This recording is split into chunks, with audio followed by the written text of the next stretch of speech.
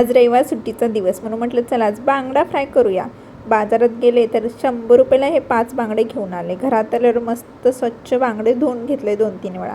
मग त्याच्यामध्ये हळद, आलं लसूण पेस्ट, चटणी, मीठ, एक छान चव येण्यासाठी फिश फ्राय मसाला आणि लिंबू पिळून घेतला. लिंबूमुळे एक छान चव येते, आंबट तिखट अशी. मग सगळा मसाला सगळ्या पीसना एकसारखं सम प्रमाणात मध्ये लावून घ्यायचा आहे.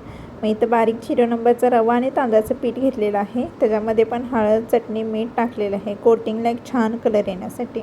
मग सगळ्या बांगड्यांना वरून खालून असं मस्त कोटिंग करून घ्यायचं रवा तांदळाचं. तवा ठेवलेला आहे, तव्यामध्ये तेल टाकलं, तेल छान मस्त कडकडीत कडू द्यायचं आहे. मग एक बांगडा असं हळूवारपणे तेलात सोडायचा आहे. एक साईडला मस्त कुरकुरीत भाजून घ्यायचं आहे, पलटी करून दुसऱ्या साईडला मस्त कुरकुरीत भाजू द्यायचं आहे. घाई गडबड करायची नाही आहे. बघा झाला का नाही. इथं मस्त झणझणीत बांगडा फ्राय तयार. चला आता तुम्ही पण चॅनलला सबस्क्राईब करा.